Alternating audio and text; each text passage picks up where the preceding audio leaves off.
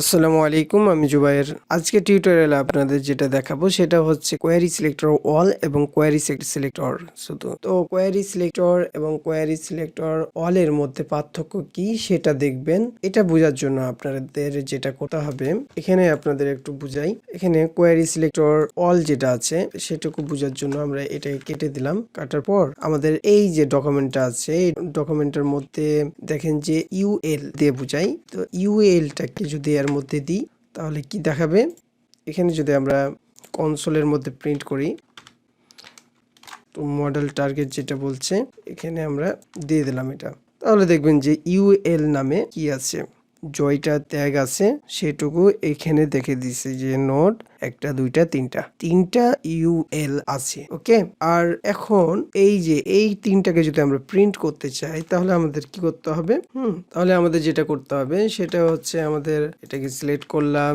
Select করার পর dot for each ব্যবহার করলাম। ফর ইচটা ব্যবহার করার পর আপনাকে এটা প্রিন্ট করে বের করতে হবে।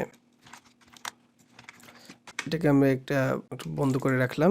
এটা করে যদি করি তাহলে বুঝতে পারবেন যে এই যে এরকম ভাবে তিনটা চলে আসলো। তো আপনি এখন কোনটা চাচ্ছেন সেটা নিয়ে কাজ করতে হবে।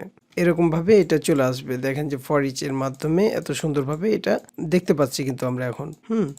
তো ফার্স্ট অনের জন্য হলে পরে আরো অনেক কাজ আছে, তো আমি ওটা আর গেলাম না। আর এখন যদি আমরা এটাকেই যদি কোয়েরি সিলেক্টর করে দিই তাহলে এখানে দেখেন যে মডেল টার্গেট এ ফর ইচ কি বলছে, আনকজ মানে একটা ইরোর দেখাচ্ছে আপনাদের।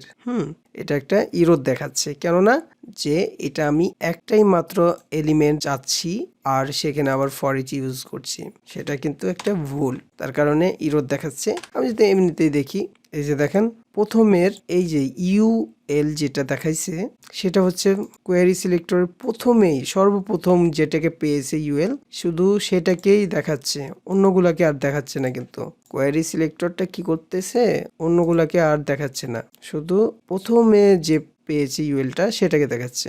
এরপরে যে আরো ইউএল আছে সেগুলাকে কিন্তু এটা দেখাচ্ছে না। তো মূলত এটাই কাজ হচ্ছে কোয়েরি সিলেক্টরের, যে একটা মাত্র এলিমেন্টকে দেখাবে, সেটা হচ্ছে ডকুমেন্টের প্রথমে যেটা থাকবে সেটা। আর কোয়েরি সিলেক্টর অল যেটা, যে একই নামের যতগুলাই থাকুক না কেন সবগুলা চলে আসবে, সবগুলাকে খুঁজে নিয়ে আসাই হচ্ছে কোয়েরি সিলেক্টর অলের কাজ। তো আমরা তাহলে আজকে দেখলাম যে কোয়েরি সিলেক্টর এবং কোয়েরি সিলেক্টর অলের কাজ কি। আজকে থেকে আপনাদের এটা নিয়ে আর সমস্যা হবে না, এ বলে আমার টিউটোরিয়াল শেষ করছি। আল্লাহ হাফেজ।